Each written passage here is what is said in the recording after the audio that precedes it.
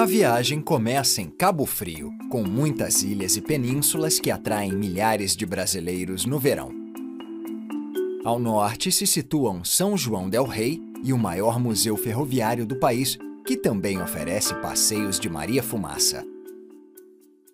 Mais ao norte está um dos maiores museus a céu aberto da América Latina, o Inhotim, dedicado à sustentabilidade, à educação e à cultura. O Brasil tem muitas quedas d'água maravilhosas, e entre as mais altas e espetaculares está a Cachoeira do Tabuleiro. O destino final é Brasília, a capital do Brasil. A cidade, construída no final dos anos 1950, é renomada pela arquitetura futurista e projeto vanguardista. Boa parte foi construída em apenas 5 anos.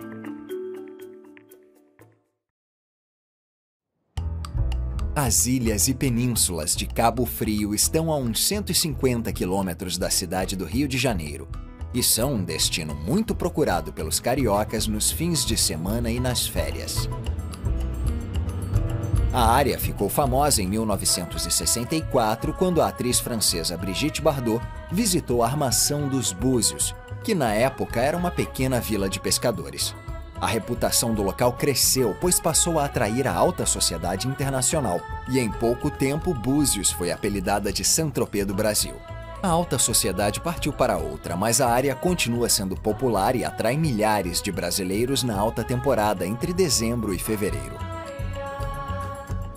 Nessa época, as praias ficam lotadas e mal dá para se mover.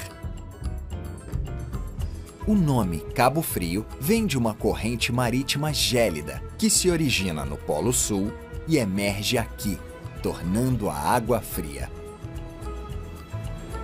No calor escaldante do verão, o mar gelado pede um mergulho. Se as pessoas tiverem dificuldade de encontrar um espaço na areia para relaxar ou se bronzear na praia lotada, talvez seja mais interessante andar de banana boat.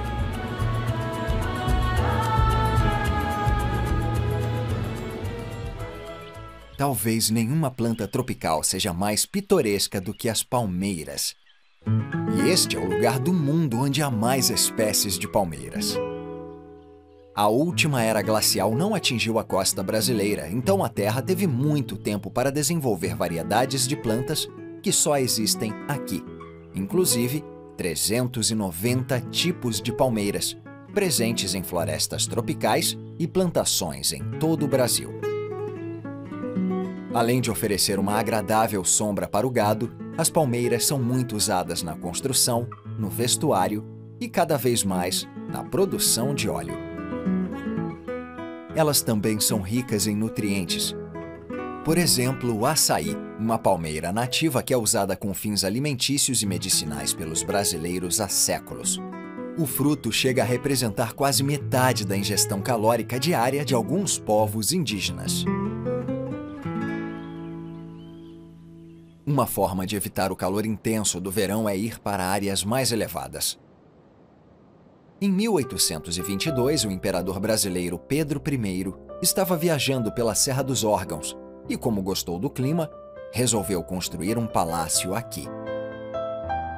Outros aristocratas fizeram o mesmo e assim surgiu uma nova cidade, Petrópolis, a cidade de Pedro. Ela contém muitos prédios interessantes, inclusive uma das igrejas mais famosas do Brasil, a Catedral de São Pedro de Alcântara. Ela foi construída no estilo neogótico francês no fim do século XIX. O filho do imperador, Pedro II, construiu o Palácio Imperial, que agora é um museu dedicado ao período imperial do Brasil. Boa parte da decoração interna continua preservada e, ao longo dos últimos 70 anos, o museu acumulou mais de 300 mil objetos graças a benfeitores generosos. Em 1889, um golpe militar transformou o Brasil numa república, e o Palácio Rio Negro se tornou a residência oficial de verão de 16 presidentes do país. Em 1997, ele foi transformado num centro de artes e cultura. Num pequeno jardim formal se situa o Palácio de Cristal, uma bela estrutura de vidro e aço fabricada na França e montada aqui em Petrópolis em 1884. Ele foi inspirado em prédios similares de Londres e Portugal e projetado para ser um centro de exposições e continua sendo até hoje.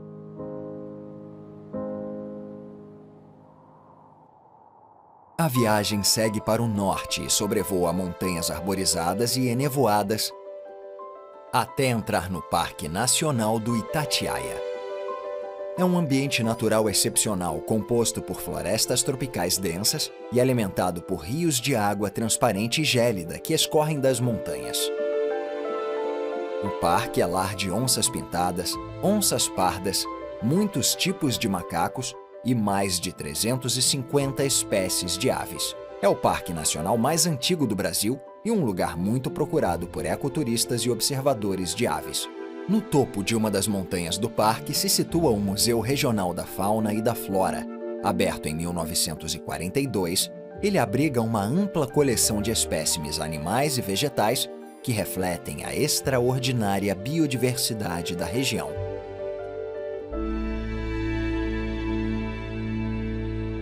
A descoberta de ouro no século XVII foi determinante para moldar a história econômica, cultural e social do Brasil.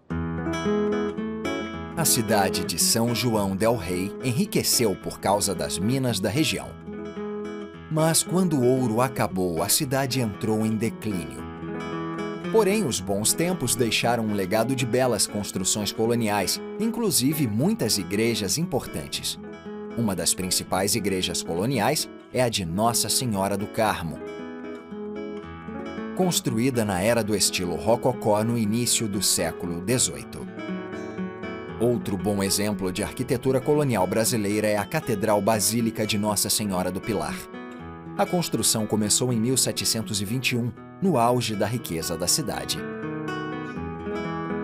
A Igreja de São Francisco de Assis é um belo exemplo de arquitetura barroca e inclui uma praça e palmeiras altas. Esta igreja ornamentada foi concluída em 1774. São João del Rei também é famosa pela ferrovia histórica e pelo maior museu ferroviário do Brasil. A estação fazia parte de uma estrada de ferro de 80 quilômetros que ligava povoados e cidades no estado de Minas Gerais e foi inaugurada nos anos 1880. Quando a linha foi desativada em 1983, a ferrovia atraía cada vez mais turistas. Então, decidiram transformar a estação, as oficinas e a rotunda num museu ferroviário.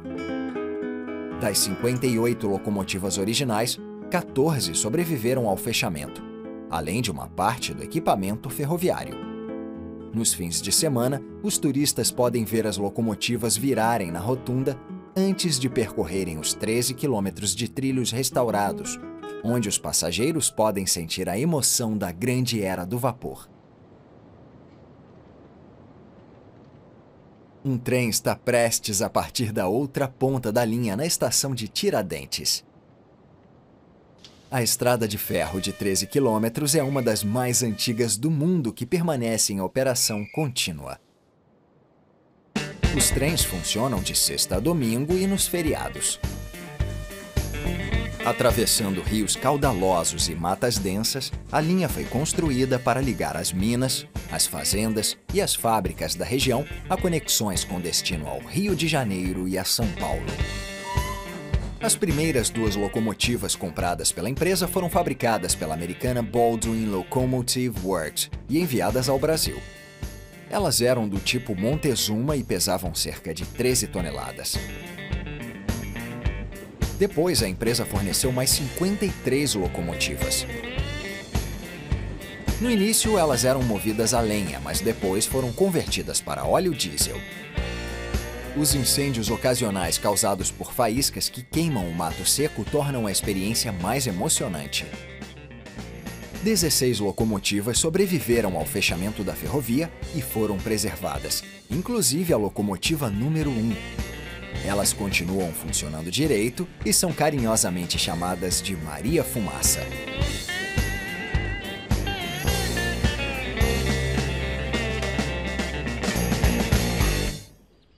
O O café do Brasil é famoso e boa parte é produzida em Minas Gerais, um estado repleto de cafezais. O café não era nativo das Américas, então as sementes tinham que ser importadas. Segundo uma lenda interessante, os portugueses queriam uma fatia do mercado do café, mas não conseguiam sementes com a vizinha Guiana Francesa porque o governador não queria vendê-las. Então, em 1727, um diplomata foi enviado para resolver uma disputa de fronteira com o governador. No caminho de volta, ele conseguiu entrar com as sementes no Brasil, seduzindo a esposa do governador, que, em segredo, deu a ele um buquê de flores que escondia uma grande quantidade de sementes de café. Agora, o Brasil é de longe o maior produtor de café do mundo. Ao norte, e 30 quilômetros ao sul de Belo Horizonte, se situa um dos maiores museus a céu aberto da América Latina, o Inhotim. Fundado por um magnata da mineração, este terreno de 20 quilômetros quadrados é dedicado à sustentabilidade, à educação e à cultura. O local foi projetado pelo paisagista brasileiro Roberto Burle Marx, que criou os traços fluidos e as curvas sinuosas do jardim. O Instituto contém uma importante galeria de arte moderna, esculturas públicas e instalações a céu aberto impressionantes. Também tem um jardim botânico com espécies raras de todos os continentes. Desde a inauguração em 2006, o Inhotim recebeu mais de 1 milhão de visitantes, muitos da área rural ao redor do Instituto. Estas galerias abrigam arte moderna de mais de 30 países, inclusive obras de artistas renomados, como Anish Kapoor e Steve McQueen. Em 2006, a arquiteta brasileira Paula Zasnikoff Cardoso foi contratada para projetar esta cúpula geodésica cercada de eucaliptos. O pavilhão abriga a instalação de Lama Lâmina, de Matthew Barney, que representa um trator arrancando uma árvore. O Inhotim não é considerado nem parque, nem galeria de arte, e sim um estilo de vida. O Brasil tem muitas quedas d'água, e uma das mais altas e espetaculares fica a caminho de Brasília, a Cachoeira do Tabuleiro.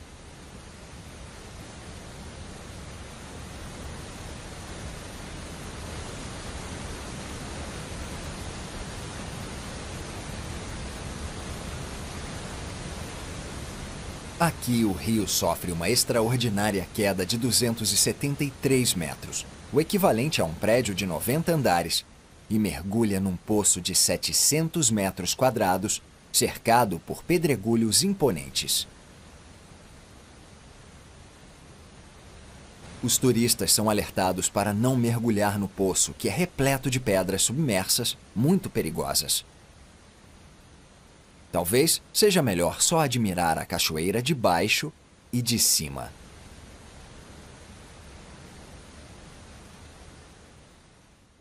A área tem outras quedas d'água muito mais acessíveis e que podem ser desfrutadas por todas as idades.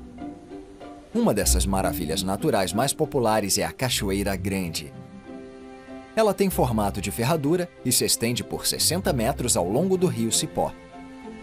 Depois de uma queda de 10 metros, que escorre por várias camadas de pedra, a cachoeira deságua num poço idílico, perfeito para nadar e passar uma tarde quente.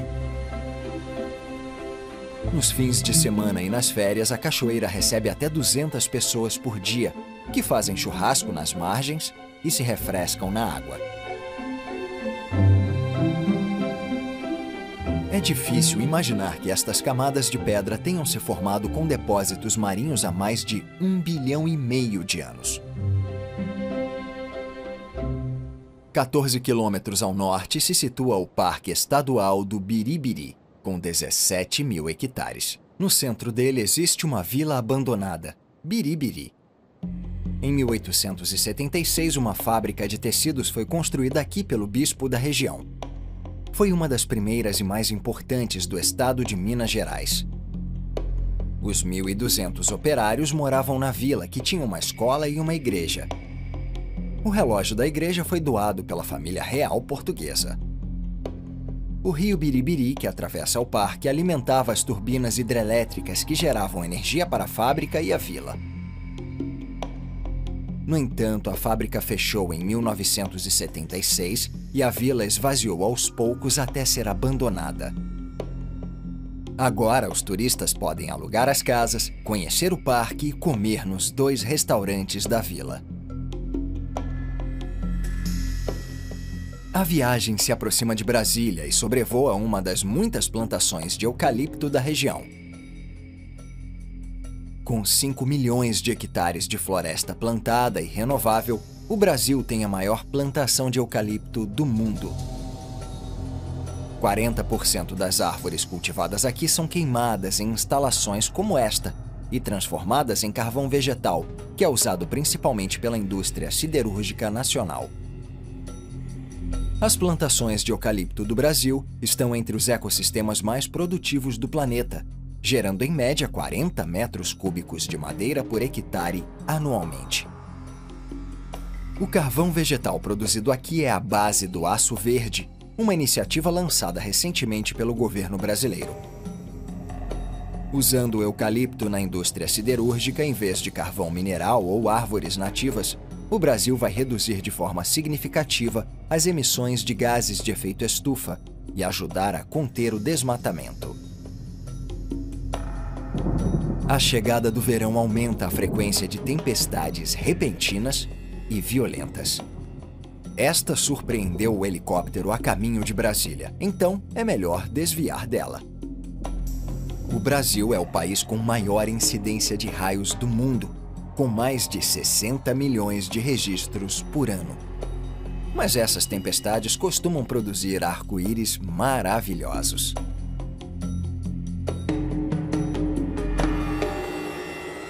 Ali adiante está a capital do Brasil. A cidade, construída no final dos anos 1950, é renomada pela arquitetura futurista e pelo projeto vanguardista. Brasília.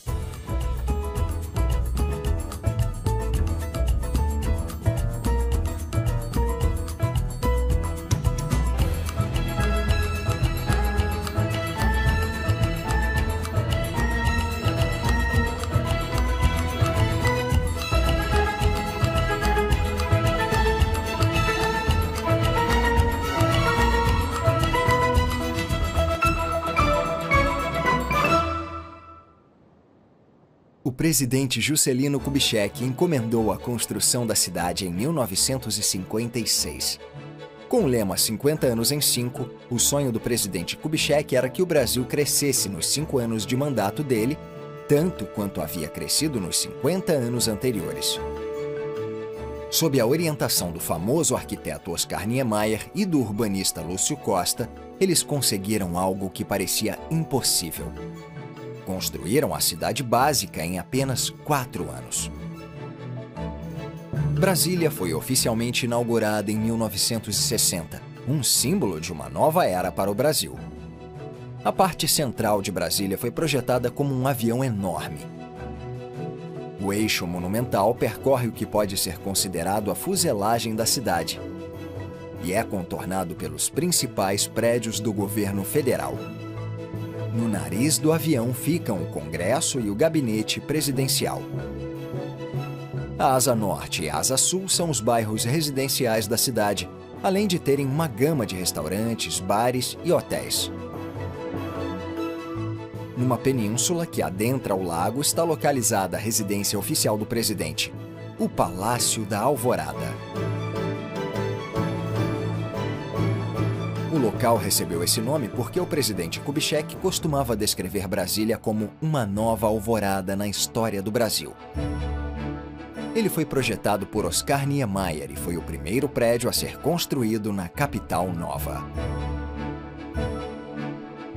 Depois surgiram outras construções importantes, inclusive todos os órgãos do governo.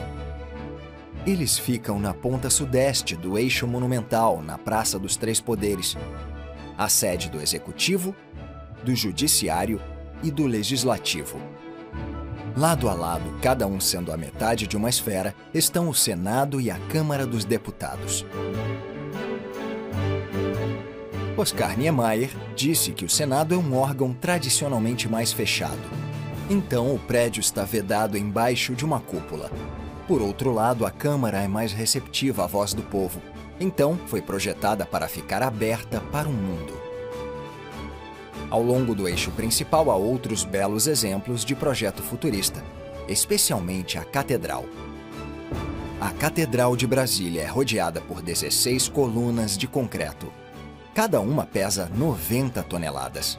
Estes pilares foram projetados por Niemeyer para representar mãos estendidas em prece e abertas para o céu. A pedra fundamental foi lançada em 1958, mas o investimento em prédios públicos no Brasil estagnou com o fim do mandato do presidente Kubitschek. Então, a igreja só foi inaugurada em 1970. No mesmo lado do eixo se situa a Biblioteca Nacional de Brasília. Ela foi projetada na mesma época dos prédios originais da capital, mas a construção só começou em 2002. A cerimônia de inauguração da obra contou com a presença do arquiteto da biblioteca, Oscar Niemeyer, que estava com 95 anos.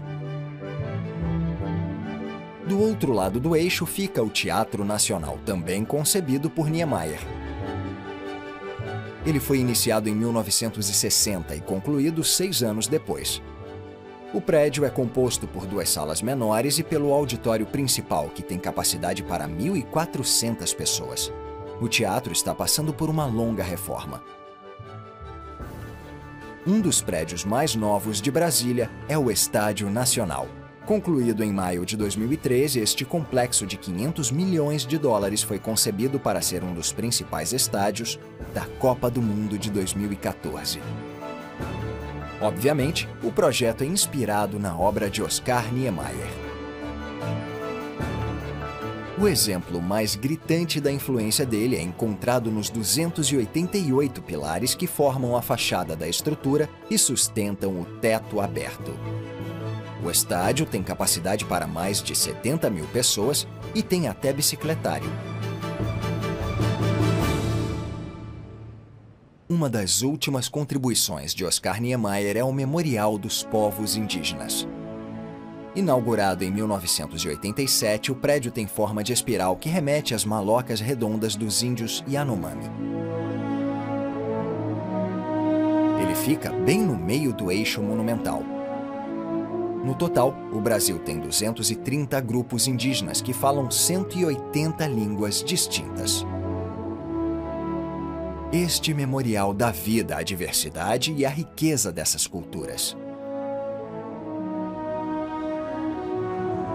Um dos principais acessos a Brasília é a Ponte Juscelino Kubitschek, vulgo Ponte JK. É um dos cartões postais preferidos de Brasília. 4 pilares submersos sustentam o vão central, suspenso por 3 arcos que parecem se torcer quando se cruzam. Isso causa o efeito de uma pedra quicando sobre o espelho d'água do Lago Paranoá. Esta é a Península dos Ministros, que tem vista para o lago e empreendimentos extremamente luxuosos. Aqui moram muitos embaixadores. Um terreno de 800 metros quadrados custa em torno de 4 milhões de dólares. Uma das casas mais chamativas se chama Brasília. Ela foi concluída em 2002.